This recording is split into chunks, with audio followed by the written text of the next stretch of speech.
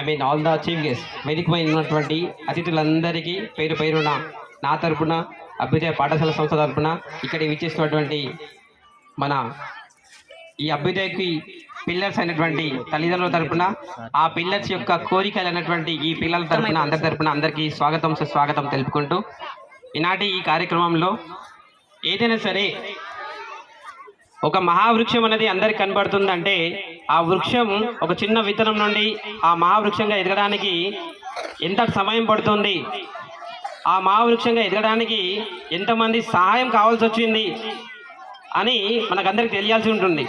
ఇప్పుడు ఈ యొక్క పాఠశాలను ఒక మహావృక్షంగా తీసుకున్నట్లయితే ఆ విత్తనం ఎక్కడి నుంచి ప్రారంభమైంది అది మనకు తెలియాలి. అలాగే ఆ విత్తనాన్ని మొక్కగా పెంచి మహావృక్షంగా తయారు చేసినటువంటి తోటమాలి లాంటి ఉపాధ్యాయుల గురించి మీకు తెలియాలి. అలాగే ఆ మొక్కని మహావృక్షంగా పెరగడానికి సాయం చేసినటువంటి తల్లిదండ్రుల గురించి అంటే మీ గొప్పతనం గురించి కూడా మీకు తెలియాలి. మనకందరికీ తెలుసు మన భారతీయ సంస్కృతి ప్రకారం మనకందరికీ మొదటి గురువు ఎవరు? Who is our first teacher? Who is our first teacher? Parents. Yes, first teacher is not our class teacher. చాలా మంది టీచర్స్ అంటే వాళ్ళ చదువు చెప్పే వాళ్ళ టీచర్స్ అనుకుంటారు. That is wrong. Our first teacher is our mother. మనము చిన్నతనంలో ఎలా నడవాలి నేర్పించేది మన అమ్మ, ఎలా మాట్లాడాలో నేర్పించేది మన అమ్మ, మనం ఎలా తప్పు చేయకూడదో నేర్పించేది మన అమ్మ. So that's why we call mother is the first teacher and teacher is the second parent. That is already covered in the previous speech.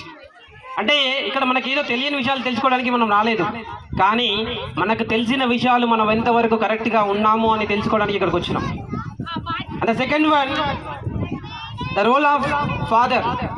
Matrudevobhava, పితృదేవోభవ, ఆచార్య దేవోభవ. ఇది మనం సనాతనంగా ఫాలో అవుతున్నటువంటి ఒక ఆచార సాంప్రదాయం.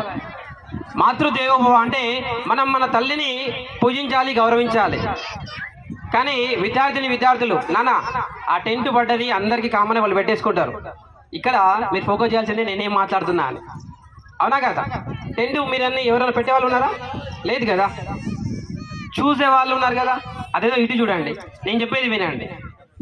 ఓకే, మాతృదేవోభవ అంటే మనం మన తల్లిని గౌరవించాలి. మొట్టమొదటిసారి మీలో విద్యార్థుల్లో ఎంతమంది మీ తల్లిని గౌరవిస్తారో హ్యాండ్ రైజ్ చేయండి. నిజానికి నేను మా అమ్మని గౌరవిస్తానన్న వాళ్ళు హ్యాండ్ రైజ్ చేయండి, నటిస్తానన్న వాళ్ళు కాదు. Very good. Put your hands down. పితృదేవోభవ, తండ్రిని నేను గౌరవిస్తానన్న వాళ్ళు హ్యాండ్ రైజ్ చేయండి. Okay, put your hands down. అంటే నిజంగా మీ తల్లిదండ్రులు గౌరవిస్తారా, లేదంటే ఇప్పుడు హ్యాండ్ రైజ్ చేయమన్నాం కాబట్టి చేస్తున్నారా? కానీ నా దృష్టిలో మీరు మీ తల్లిదండ్రుల్ని గౌరవించట్లేదు. ఎందుకంటే మీరు మీ అమ్మ నాన్న చెప్పిన మాటలు మీరు వినట్లేదు అంటే వాళ్ళని గౌరవించినట్లు కాదు కదా. ఒకప్పుడు గౌరవం అంటే చుట్టాలు వచ్చినప్పుడు చుట్టాలు మాత్రం గౌరవించేది, ఇప్పుడు అది కూడా లేదు. అంటే ఎక్కడికి వెళ్తున్నాయి మన కల్చర్, మన సాంప్రదాయాలు ఎక్కడికి వెళ్తున్నాయి? ఫస్ట్ టీచర్స్ కంటే ముందు మీరు గౌరవించాల్సింది మీ యొక్క ఉపాధ్యాయుల్ని. సారీ, నేను రాంగ్గా మాట్లాడుంటా. మనం టీచర్లనే గౌరవించట్లేదైతే ఉపాధ్యాయులను అంటే మన తల్లిదండ్రులు ఎక్కడ గౌరవిస్తాం? ఒకప్పుడు మేము చదువుకునేటప్పుడు మాకు మా టీచర్లు కొట్టిరని ఇంటికాడ చెప్తే మా అమ్మ నాన్న కూడా మమ్మల్ని కొట్టి మరి మీ టీచర్ చెప్పింది కరెక్టే, మీ టీచర్ చెప్పినా ఏదో నువ్వు తప్పు చేసి ఉంటావు కాబట్టి కొట్టారని అనే పేరెంట్స్ అప్పుడు ఉండే. ఇప్పుడు కూడా మీరు అలాగే ఉంటున్నారని నేను అనుకుంటున్నా. కాకపోతే కొంతమంది తల్లిదండ్రులు టీచర్లు కొట్టిరనేసరికి నా పిల్లగాని నేనే కొట్టా, నువ్వెట్లా కొడతావు, నా పిల్లగాని మీద నేనే చేతయ్యా, నువ్వెట్లా చేతేస్తావు అని మాట్లాడే దౌర్భాగ్య స్థితికి సమాజం వచ్చిందనమాట.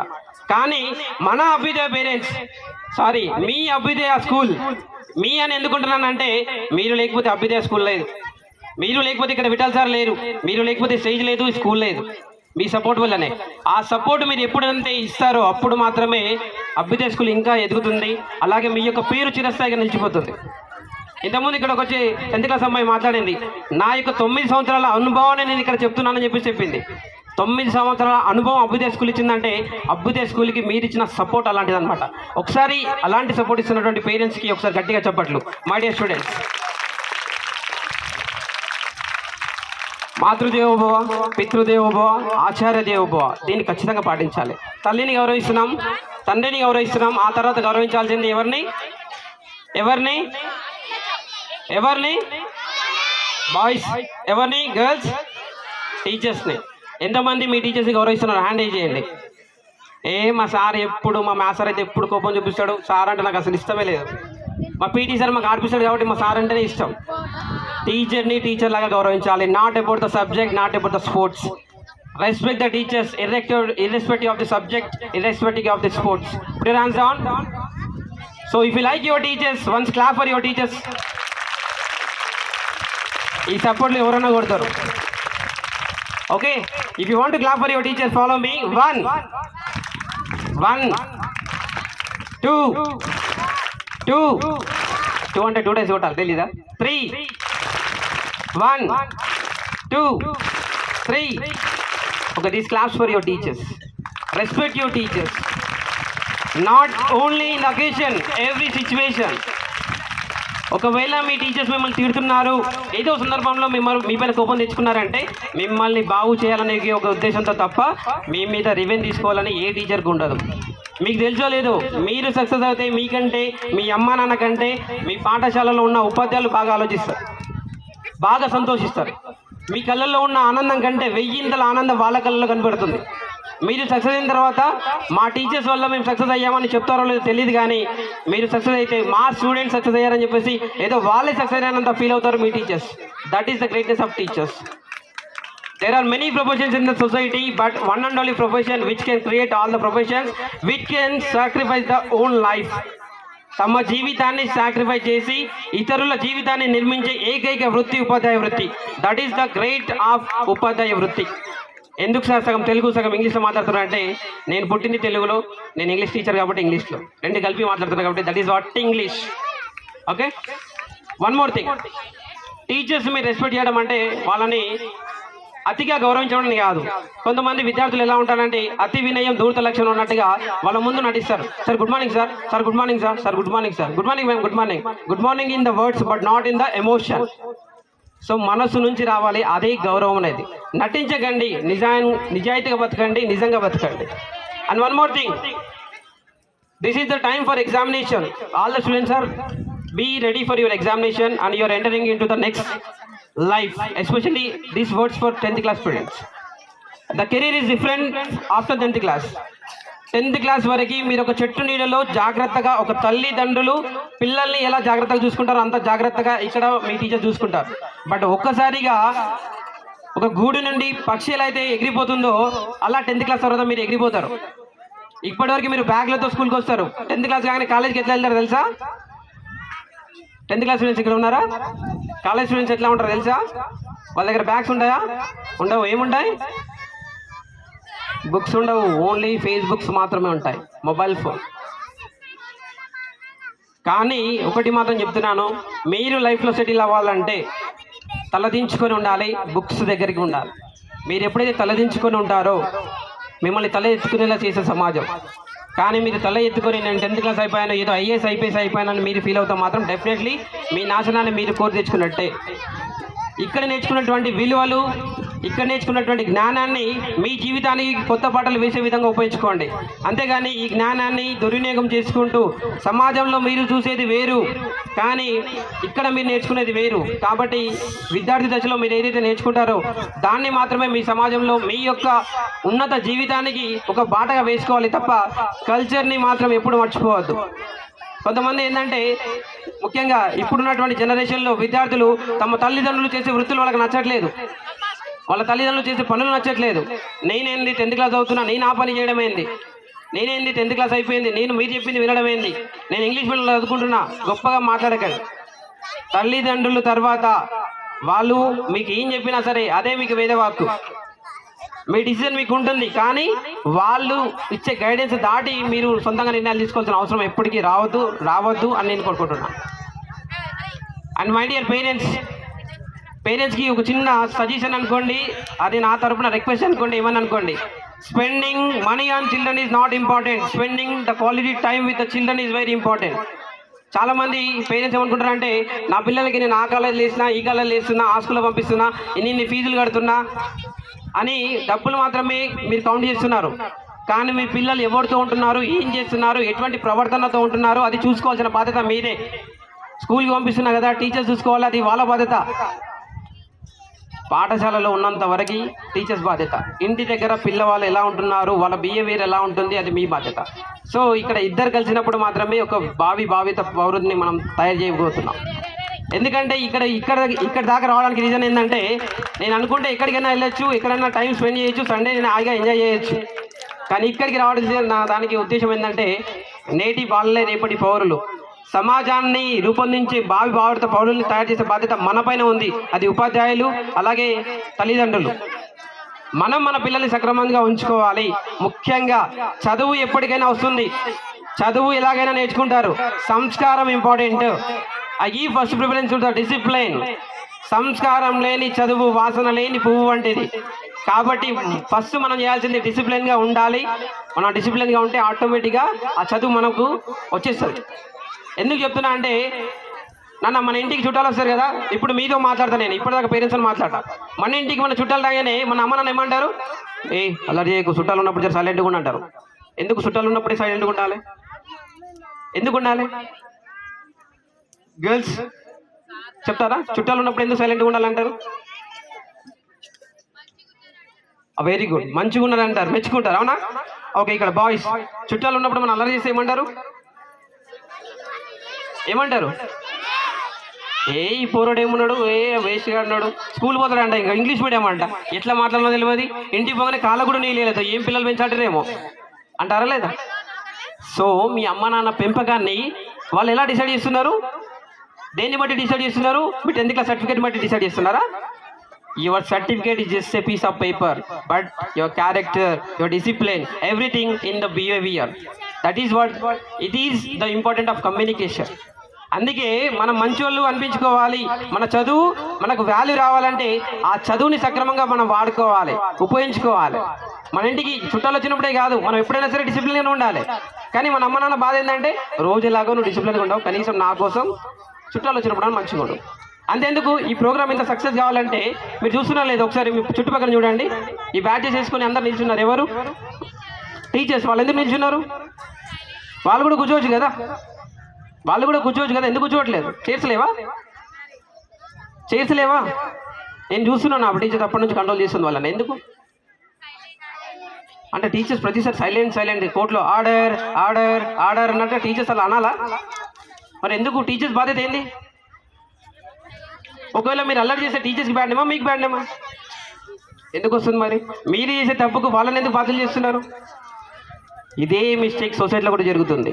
మీరు ఎప్పుడైనా సరే చూడండి, ఎవరైనా విద్యార్థి ఫెయిల్ అయితే ఏం చెప్తారు తెలుసా? మా టీచర్లు చదువు సరిగ్గా చెప్పలే, మా టీచర్స్ అసలు క్లాస్లో ఏమీ చెప్పలేదు, అందుకే ఫెయిల్ అయినా అంటారు. అవునా కదా? ఇదే ఫెయిల్ అయిన స్టూడెంట్లు క్లాస్లో ఉన్న విద్యార్థి టాపర్ అవుతున్నప్పుడు, ఇదే స్టూడెంట్ ఫెయిల్ అయినప్పుడు మా టీచర్ మాకు ఏం చెప్పలేదు అంటే అది ఎలా సాధ్యం?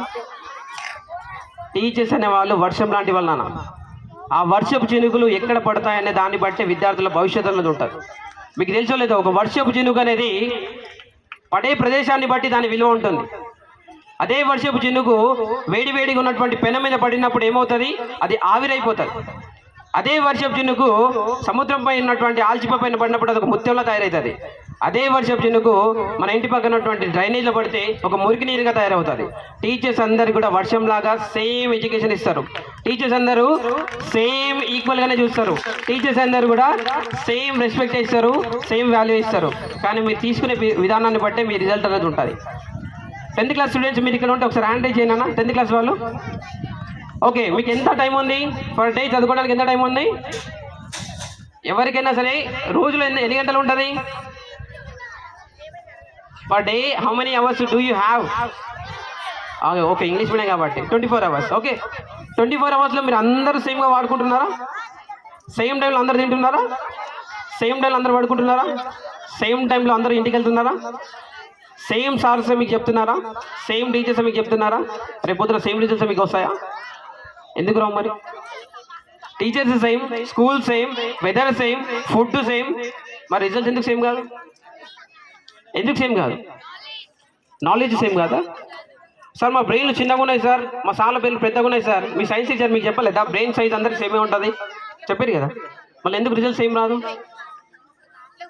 సైన్స్ సార్ చెప్పలేదా? ఖచ్చితంగా చెప్పే ఉంటారు. అందుకే టీచర్లను బ్లేమ్ చేయదని ముందే చెప్పిన. కానీ రిజల్ట్స్ ఎందుకు సేమ్గా రావంటే మన యొక్క చదివే అలవాట్లను బట్టి, మన యొక్క మెమొరీ పవర్ని బట్టి, మనం గుర్తుంచుకునే విధానాన్ని బట్టి, అంతే సైజుని బట్టి కాదు. So your results depend on your efforts, not by the efforts of teachers. Teachers అనే వాళ్ళు అంటే నేను కంపారిజన్ కొంచెం వల్గర్ కాదు, కొంచెం మనం తెలంగాణ భాషలో వాడతా. మనం సాయంత్రం కాగానే ఈ మద్దూరు గ్రామంలో నాకు తెలిసి గేదెలు ఉన్నాయో నాకు తెలియదు, గొర్రెలు ఉన్నాయో తెలియదు, కానీ మా పిచ్చుకుందలో మాత్రం అప్పుడప్పుడు సాయంత్రం కాగానే గేదెలు వస్తూ ఉంటాయి. చెరువు తీసుకెళ్తూ ఉంటాడు ఆ గేదెల్ని చెరువు దాకా ఎవరు తీసుకెళ్తారు? సార్లు తీసుకెళ్తారా? గేదెల జీతగాడు, ఆ గేదెల కాపరి అంటారు ఆయనని. ఆయన ఎక్కడ దాకా తీసుకెళ్తాడు? ఎక్కడ దాకా? చెరువు దాకా తీసుకెళ్తాడు. అంతేగాని చెరువుల నుంచి నీళ్ళు తీసుకొచ్చి నోట్లో పోయాడు కదా. అంటే ఉపాధ్యాయుల బాధ్యత చదువు చెప్పడానికి మాత్రమే. ఆ చదువును ఎంతవరకు ఎక్కించుకుంటున్నావు, ఎంతవరకు నీ జీవితాన్ని మార్చుకోవడానికి ఉపయోగించుకుంటున్నావు, ఆ బాధ్యత మాత్రం విద్యార్థులదే. కంపారిజన్ కొంచెం బ్యాడ్గా ఉండొచ్చు, బట్ ఖచ్చితంగా మేము చేసే పాత్ర మాత్రం అదే. కాబట్టి గుర్తుంచుకోండి, మీ లైఫ్ని క్రియేట్ చేసుకునే అదృష్టం బాధ్యత మీదే. You are the creator of your own life. There is no one to give a life to you. అంటే ఎవరు కూడా మీకు జీవితాన్ని ఇయ్యరు. ఒకవేళ ఉపాధ్యాయుడికే గనక ఆ అవకాశాన్ని ఇస్తే ప్రతి విద్యార్థి కూడా 10/10 ఇస్తాడు, అవునా కదా? టీచర్స్కి పార్షియాలిటీ ఉండదు. మీరు అనుకుంటారేమో ఆ టీచర్కి ఆ స్టూడెంట్ ఫేవరెట్ కాబట్టి ఎక్కువ మార్కులు వేసారు, నాకు తక్కువ మార్కులు వేసారు. ఆ టీచర్ ఎప్పుడు ఆ స్టూడెంట్నే లైక్ చేస్తారు. కానీ టీచర్ దృష్టిలో అందరు ఈక్వలే. మార్క్స్ విషయంలో ఎందుకు వేరియేషన్ వస్తుంది?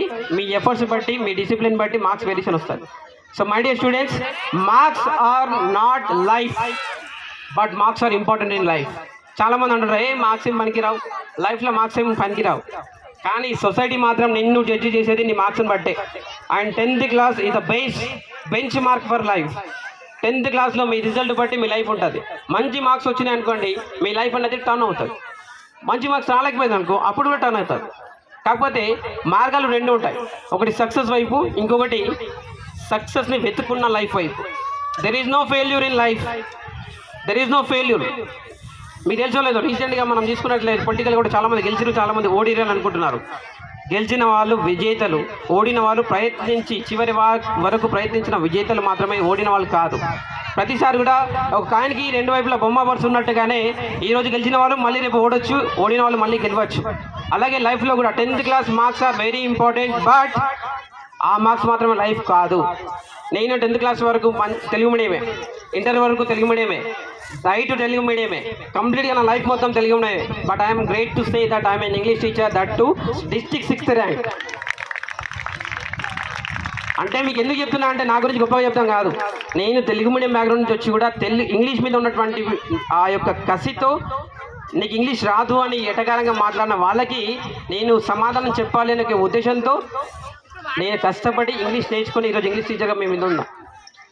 అంటే సక్సెస్ అనేది అంత ఈజీగా రాదు నాన్న, కాకపోతే సక్సెస్ అనేది అంత హార్డ్ కాదు. ఎందుకు చెప్తున్న విషయం అంటే నేను 2 అనుభవించిన. ఆమె ఫెయిల్యూర్ ఇన్ 2018 డిఎస్సి, ఆమె ఫెయిల్యూర్. అప్పుడు నేను ఫెయిల్యూర్ అని నేను ఎప్పుడు ఫీల్ కాలేదు, ఎందుకంటే I miss the job in half mark, 0.50 mark. But అప్పుడు నేను చెప్తే అందరు ఎటకరంగా అట్లా అని చెప్తారు, ఫెయిల్ అయిపోయింది కాబట్టి అట్లా అని చెప్తారు. అంటే ఫెయిల్యూర్ అయిన వాడికి సొసైటీలో ఇచ్చే విలువ ఏందని తెలుసా? వీడికి చేత కాదు, వీడితో ఏది కాదు, ఇది సొసైటీ ఇచ్చే జడ్జిమెంట్. కానీ ఒకటి గుర్తుంచుకోండి నాన్న, నువ్వు సక్సెస్ అయినా ఫెయిల్యూర్ అయినా నువ్వు ఈ గుండె నిబ్బరంతో నువ్వు ఉండాలి, స్ట్రాంగ్గా ఉండాలి. ఈరోజు నేను వచ్చి ఇక్కడ ఎందుకు ఈ స్టేజ్ని ఎందుకు వాడుకుంటున్నా అంటే, ఒక ఫెయిల్యూర్ తెలుసుకుంటే he can break the records అని చూపించడానికి ఇక్కడికి వచ్చిన. 2018లో నేను ఫెయిల్యూర్, బట్ 2024లో I'm the successful person by getting 2 government job at a time. మామూలుగా ఒక గవర్నమెంట్ జాబ్ రావడమే కష్టం, అలాంటిది 2 జాబ్లు వచ్చినాయి అంటే నాకు మోటివేషన్ ఇచ్చింది ఏది తెలుసా? నా ఫెయిల్యూరే. నేను ఫెయిల్ అయినప్పుడు నన్ను ఓదార్చే మాట ఎవరు లేడు, బట్ మా టీచర్స్, మా ఫ్రెండ్స్, రిలేటివ్స్ కాదు నాన్న, ఐఎమ్ కంప్లీట్లీ అగ్నెస్ట్ రిలేటివ్స్. మన రిలేటివ్స్ ఎప్పుడు కూడా మన గొప్పలు ఎప్పుడు ఆమె సక్సెస్ఫుల్ పర్సన్ నా గురించి ఇప్పుడు గొప్పగా చెప్పుకుంటున్నారు, కానీ అప్పుడు మస్తు మార్కులో ఫెయిల్ అయిపోయాడు అని నా గురించి ఎక్కడికి చెప్పుకున్నారు. నేను ఇక్కడ చెప్పేది నా గురించి కాదు, ఒక విద్యార్థి భవిష్యత్తు గురించి. నేను చదువుకుంది మారుమూల ప్రాంతమైనటువంటి జిక్కల్ నియోజకవర్గంలో ఉన్నాయి. నేను పనిచేస్తుంది జుక్కల్ నియోజకవర్గంలోనే, నా సేవలు అందిస్తుంది జుక్కల్ నియోజకవర్గంలోనే. కాబట్టి జుక్కల్ నియోజకవర్గంలో ఉన్న వాళ్ళ విద్యార్థులు ఆణిముత్యాలు అని చెప్పడానికి నేను ఇక్కడికి వచ్చిన. You are the next generation, you are the change makers of our constitution. మీలో నుంచే రేపు ఒక ఎమ్మెల్యే, మీలో నుంచి ఒక డాక్టర్, మీలో నుంచి ఒక టీచర్, మీలో నుంచి ఒక లాయర్ ఖచ్చితంగా రావాలి. అప్పుడే మా యొక్క నియోజకవర్గం అనేది బాగుపడుతుంది. ఎందుకంటే మీకు తెలుసో లేదో, మనం ఎక్కడ చూసినా చూడండి, అసెంబ్లీలో సరే ఎక్కడ మాట్లాడినా ఏం మాట్లాడతారు తెలుసా? జుక్కల్ నియోజకవర్గం అనగానే ఏమంటారు? పేరెంట్స్, తల్లిదండ్రులు, సార్ అన్నారు, నాకు మీ నుంచి ఆన్సర్ రావాలి. జుక్కలు అనగానే ముందు వచ్చే వర్డ్ ఏం తెలుసా? పేరెంట్స్. మీకు తెలిసి మాట్లాడండి. ఎవరన్నా ఏం మాట్లాడతారు మన నియోజకవర్గం? చెప్పండి. వెనుకబడ్డ నియోజకవర్గం, బ్యాక్వర్డ్ ఏరియా. జుక్కల్ నియోజకవర్గం బ్యాక్వర్డ్ ఏరియా కావచ్చు, but not the children, but not the teachers. We are the change makers, we have to prove. నియోజకవర్గం బ్యాక్వర్డ్ కావచ్చు, కానీ ఇక్కడ ఉన్నటువంటి పేరెంట్స్ బ్యాక్వర్డ్ కాదు, ఇక్కడ ఉన్నటువంటి టీచర్స్ బ్యాక్వర్డ్ కాదు, ఇక్కడ ఉన్నటువంటి విద్యార్థులు బ్యాక్వర్డ్ కాదు. Okay, I want to conclude this by giving one more example of my life. ఇదే ప్రాంతం నుంచి నేను చదువుకొని ఇక్కడ నుంచి బాగుపడడం ఓన్లీ ఉపాధ్యాయ వృత్తిలోనే కాదు నాన్న. నేను ఇక్కడ మాట్లాడుతున్నానంటే, ఒకసారి స్టార్టింగ్లో ఒక అమ్మాయి మాట్లాడింది సార్. ఆ అమ్మాయి పేరు ఫస్ట్ క్లాస్ అమ్మాయి ప్రశిక. ఒకసారి give a grand claps for Prashika. First class అమ్మాయికి ఇప్పుడు ఎందుకు సార్ క్లాప్స్ అని అంటున్నారా? ఈ స్టేజ్ మీద మాట్లాడాలంటే ఎంత ధైర్యం కావాలి తెలుసా? ఎంత ధైర్యం కావాలి తెలుసా? అంటే మనిషికి ఒక పాము గరిస్తే ఎంత భయం అవుతుందో తెలుసా మీకు? పాము గరగానే అందరూ ఏమంటారు, ఏ అయిపోయాయి, నువ్వు చచ్చిపోతాయి, అయిపోయా, నీ బతికే అయిపోయా పాము గరిచితే అంటే, దానికంటే 1000 రెట్లు భయం స్టేజ్ మీద వస్తుంది తెలుసా? అంత ఫస్ట్ క్లాస్ అమ్మాయి ఇక్కడికి వచ్చి మాట్లాడింది. That is not the greatness of Abhyudaya, that is the greatness of Abhyudaya family. అంటే అక్కడ ఆ పిల్లలకు సపోర్ట్ చేసిన టీచర్స్, ఆ యొక్క ఫ్యామిలీ మెంబర్స్, ఆమెలో ఉన్నటువంటి గట్స్. అంటే ఈ క్రెడిట్ ఒక్కరికి ఇవ్వట్లేదు, అభ్యుదయకు ఒక్కదానికి కాదు, అభ్యుదయ ఫ్యామిలీని ఎందుకు యాడ్ చేస్తున్నా అంటే, విఠల్ సార్ మీరు రాంగ్గా తీసుకోవద్దు, విఠల్ సార్ ఒక్కరి వల్ల కాదు, మీ అందరి వల్ల అది సాధ్యమైందని నేను చెప్తున్నా. So Abhyudaya team always should be successful with the support of every one. And one more thing, ఎడ్యుకేషన్కి మాత్రమే ఇంపార్టెన్స్ ఇవ్వకండి. I suggest to Vittal sir and all the teaching staff and my dear parents, చదువుకు మాత్రమే విలువ ఇవ్వకండి, చదువుతో పాటు అన్నింటిలో ఉండాలి. All round development is very important in this generation. మా పిల్లలకు మార్క్స్, కేవలం మార్క్స్ మాత్రమే లైఫ్ డిసైడ్ చేయవు, అన్నింటిలో ఉండాలి. డ్యాన్స్ వచ్చిన వాళ్ళు డ్యాన్స్లో ఉండాలి, చదువుతో పాటు ఉండాలి. స్పోర్ట్స్ వచ్చిన వాళ్ళు స్పోర్ట్స్లో ఉండాలి. చూసారా మీరు, చిన్నగా డైలీ ఒక పీరియడ్ ఆటలకు కేటాయించారు, గేమ్స్ కేటాయిస్తేనే సీఎం కప్లో టాప్గా గెలిచి వచ్చారు మన పిల్లలు. అట్లాంటిది వాళ్ళని గేమ్స్లో ఎంకరేజ్ చేస్తే రేపు పొద్దున ఒలింపిక్స్ కూడా కొట్టవచ్చు. So never and ever low yourself, dream big. Low dream is a crime అంటారు ఏపీజే అబ్దుల్ కలాం గారు. కలలు కనండి, కానీ చిన్న కలలు కలగండి. Dreams are not that which get in your sleep, dreams are that which does not let you sleep. అంటే మనకు నిద్రలో వచ్చేవి కలలు కాదు, మనకు నిద్ర లేకుండా చేసేవి కలలు, నీ కళలు నిజం చేసేవి కలలు అంటారు అబ్దుల్ కలాం గారు. నేను కూడా ఏపీజే అబ్దుల్ కలాం గారిని, అలాగే ఇంతకుముందు మన రమేష్ సార్ గారు చెప్పినట్టు స్వామి వివేకానంద గారిని నేను ఫాలో అవుతూ ఉంటా. అలా ఫాలో అవ్వడం వల్లనే ఇక్కడికి ఈ స్థాయికి రావడం జరిగింది. అంటే సార్ నాకు మాట్లాడమే వచ్చు కాబట్టి మాట్లాడుతున్నా. టీచర్లకు, తల్లిదండ్రులకి, ప్రతి ఒక్కరికి కూడా ఒక గొప్పవరం ఏంటంటే మాట్లాడడం. మాకు మైక్ ఇస్తే ఖచ్చితంగా ఏదో ఒకటి మాట్లాడుతూ ఉంటాం. అంటే ఆ మాటల ద్వారా కనీసం ఒక విద్యార్థిని మాట్లాడు అనే ఒక ఆ బాధ, ఆ యొక్క సంతృప్తి మాకు ఉంటుంది అనమాట. ఫైనల్గా నేను చెప్పేది ఏంటంటే, ఏపీజే అబ్దుల్ కలాం గారు, స్వామి వివేకానంద గారు, ఇలాంటి గొప్ప గొప్ప వ్యక్తుల్ని మీరు ఒక రోల్ మోడల్గా మీరు తీసుకోండి. ఇంతకుముందు భాస్కర్ గారు చెప్పారు, నన్ను ఒక రోల్ మోడల్గా తీసుకున్నారని చెప్పేసి. నాకు రోల్ మోడల్స్ ఉన్నారు, మా గురువులే మాకు రోల్ మోడల్స్. అలాగే I'm the follower of Swami Vivekananda. నా లైఫ్ని చేంజ్ చేయడానికి ఒకే కొటేషన్ నన్ను మార్చిందన్న, ఒకటే కొటేషన్. స్వామి వివేకానంద గారికి famous quotation, arise awake and stop not until the goal is reached. Arise awake and stop not until the goal is reached. అంటే మన యొక్క గోల్ని రీచ్ అయినంత వరకు మనం ఎప్పుడు కూడా విశ్రమించొద్దు, మనం ఎప్పుడు కూడా డ్రాప్ కావద్దు. We should be never back, never give up from our goal. And finally thank you for giving this opportunity. I hope you understand. దయచేసి తల్లిదండ్రులు, ఉపాధ్యాయులు, విద్యార్థులు, అలాగే మేనేజ్మెంట్, అతిథులు, ఇక్కడ మనమందరం ఉన్నది కూడా ఒకటే.